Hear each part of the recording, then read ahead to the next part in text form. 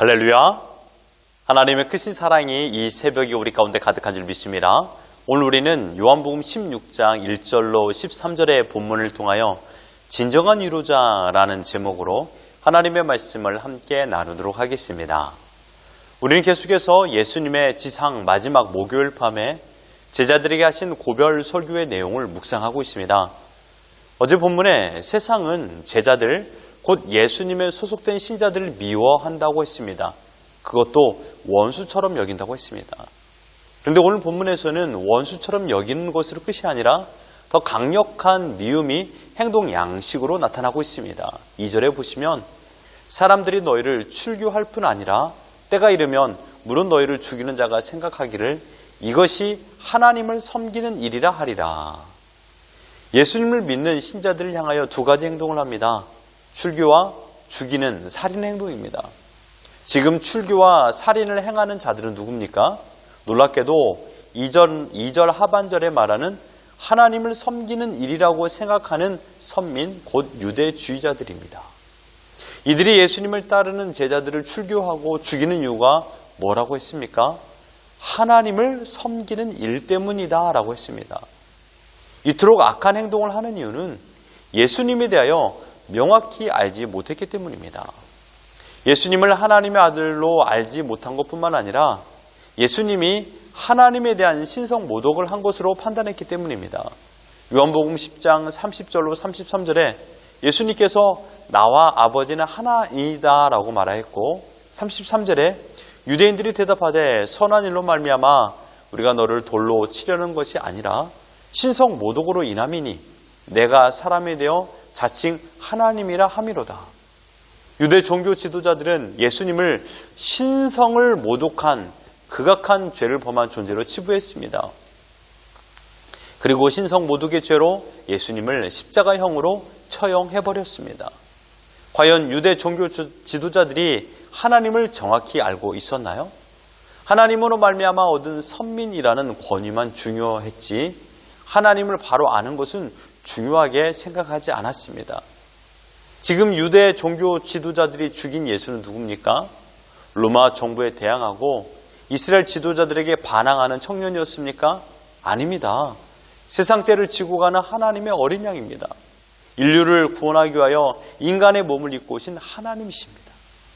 유대 종교 지도자들은 자신들의 기득권이라는 교만으로 눈이 어두워져 사리 분별의 능력이 상실되어 버렸습니다. 이처럼 잘못된 신앙과 집념은 무서운 괴물을 만들어내는 것입니다. 이들 또한 하나님을 잘 섬긴다고 자부했던 자들입니다. 열심으로는 이스라엘 백성들에게서 최고로 꼽히던 자들입니다. 하지만 하나님을 바로 알지 못한 열심은 자신도 죽게 만들 뿐만 아니라 상대방도 죽이는 무서운 짐승을, 무서운 괴물을 만들어내는 것입니다. 주님께서 3절에 이렇게 표현했습니다.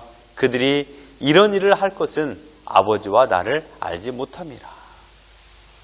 유대 종교 지도자들은 알지 못했습니다. 하나님을 알지 못했고 하나님께서 보내신 구세주 예수 그리스도를 알지 못했습니다. 자신들은 신학적으로 매우 똑똑한 존재라고 생각했지만 실상은 영적으로 무지한 존재들이었습니다. 이들은 예수님에 대하여만 무지한 것이 아니라 하나님에 대해서도 무지한 존재들이었습니다. 만약 이들이 예수님을 알았다면 그의 아버지신 하나님도 알았을 것입니다. 무지한 유대 종교 지도자들이 예수를 믿는 제자들에게 행하려 하는 두 가지 행동 중 첫 번째는 무엇입니까? 출교입니다. 출교는 어떤 공동체 무리에서 쫓아내는 것을 의미합니다. 그런데 유대 문화에서의 출교는 현대 사회의 출교와는 아주 큰 차이가 있습니다. 출교를 공동체에서 쫓아내는 것뿐만 아니라 회당에서 쫓아내는 것이기 때문입니다. 즉 회당 출입을 못하게 막는 것입니다. 유대 사회는요 회당 중심의 사회였습니다. 회당은 유대인들에게 있어서 하나님의 집이었습니다. 하나님께서 임재하시는 장소였죠. 하나님께 예배하는 장소라는 것이죠. 그러므로 유대인들에게 출교는요 유대 공동체에서 쫓겨남보다 더 큰 의미로 하나님께 예배할 수 없는 사람이라고 낙인이 찍히는 것입니다. 그래서 유대인들에게 가장 무서운 형벌은 출교였습니다. 왜냐하면 종교적 사형, 혹은 사회적 사형이라는 의미가 내포되어 있기 때문입니다. 두 번째 행동은 직접적으로 인간의 몸에게 가해지는 가장 극악한 행동입니다. 바로 죽이는 것이었죠. 유대 종교 지도자들은 자신들의 신념에 충실하여 예수를 믿는 자들을 하나님의 이름으로 박해하고 심지어 죽인 일을 범하게 되었습니다. 여러분 생각해 보십시오. 예수를 믿는 자들을 하나님의 이름으로 박해하고 죽였다 이것입니다. 이것을 제자들의 입장에서 한번 기억해 보십시오. 생각해 보십시오. 사랑하는 스승 되신 예수님도 이제 떠나신다라고 합니다. 그 떠남은 잠시 잠깐 볼 수 없는 이별이 아니라 영영 볼 수 없는 죽음의 이별이라는 것입니다. 뿐만 아니라 자신들의 앞날이 매우 어둡다는 것입니다. 이스라엘을 통치하는 세력과 원수가 되어야 되는 상황입니다. 출교를 당해야 되고요. 심지어 생명의 죽음의 위협을 받는 상황에 놓일 것이라고 주님께서 말씀하십니다. 이것은 사실입니다. 왜냐하면 주님께서 말씀하셨기 때문입니다. 결국 제자들은 근심과 염려로 인하여 두려움에 사로잡히게 되었습니다. 6절을 보시면 도리어 내가 이 말을 함으로 너희 마음에 근심이 가득하였도다. 이 순간 두렵지 않는 사람이 없을 것입니다. 나는 두렵지 않다라고 말하는 사람은 거짓말쟁이입니다. 모든 제자가 두려워하고 있습니다. 주님은 제자들의 마음의 상태를 알고 있었습니다. 이때 주님께서 소망의 메시지를 전하십니다. 7절입니다.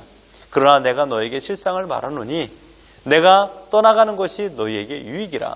내가 떠나가지 아니하면 보혜사가 너희에게로 오시지 아니할 것이요 가면 내가 그를 너희에게로 보내리니. 주님은 보혜사 성령님에 대하여 이번이 처음 말씀한 것이 아닙니다. 최후의 만찬을 마치시고 고별 설교 가운데 반복적으로 보혜사 성령님에 대하여 말씀하셨습니다. 요한복음 14장 26절을 보십시오. 보혜사 곧 아버지께서 내 이름으로 보내실 성령, 그가 너에게 모든 것을 가르치고 내가 너에게 말한 모든 것을 생각나게 하리라. 주님 자신은 제자들 곁을 떠났지만 보혜사 성령님, 파라클레토스, 곁에 계시는 분이라는 뜻의 보혜사가 오셔서 예수님의 모든 가르침이 생각나게 하실 거라고 말씀하셨습니다. 보혜사 성령께서 오시는 것이 제자들에게는 유익이라고까지 말씀하셨습니다. 이것은 제자들의 근심된 마음을 일시적으로 풀어주기 위함이 아니라 보혜사 성령이 이 마음을 통하여 진리를 깨닫게 되고 그 깨달음이 제자들에게 가장 큰 유익이 되기 때문입니다. 큰 위로가 되기 때문이죠. 이후에 예수님의 말씀대로 보혜사 성령님께서 오순절에 강림하심으로 말미암아 제자들은 두려움에서 해방이 되어 기쁨과 확신으로 인한 담대함으로 복음을 선포하게 됩니다. 그렇다면 보혜사 성령님께서 오시는 것이 왜 유익이 되는 것일까요? 세 가지로 정리할 수 있습니다. 첫째는 성령님께서 오심으로 말미암아 제자들에게 깨달음을 허락하여 주셔서 예수님께서 이 땅에 오신 목적을 정확히 알게 되기 때문입니다. 사실 제자들은 예수님의 가르침을 제대로 이해하지 못하여 엉뚱한 대답을 한 적도 많았습니다. 하지만 성령께서 오심으로 말미암아 깨달음을 받게 되었고 유대 종교 지도자들도 놀라게 되는 설교를 제자들이 하는 것을 보게 됩니다. 두 번째는 예수님은 육체의 몸으로 존재하신 분이기 때문에 육신의 죽음으로 말미암아 제자들 곁에 떠나게 되지만 성령이 오시면 그들 마음속에서 떠나지 않고 언제 어디서나 동행하심으로 말미암아 성령이 오시는 것이 유익이라고 말했습니다. 셋째는 예수님께서 이루신 구속사역을 적용시키는 분은 성령 하나님이십니다.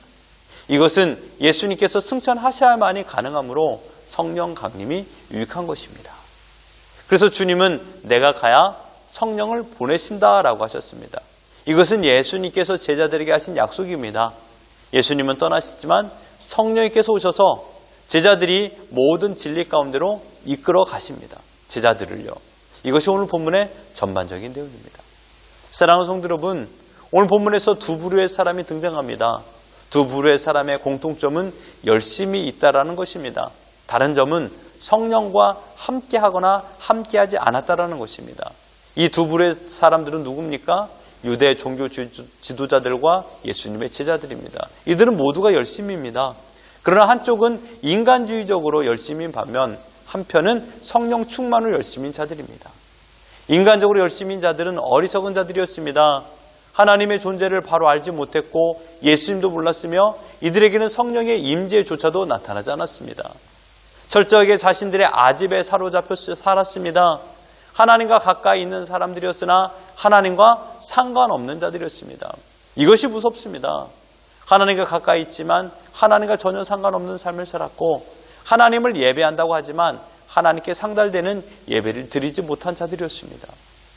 하나님을 안다고 하지만 자신이 알고 싶어하는 하나님만 알았던 것입니다. 이들은 끝내 주님의 말씀처럼 마지막 심판의 날에 하나님께서 그들을 향하여 나는 너를 모른다 라는 심판을 받을 것입니다.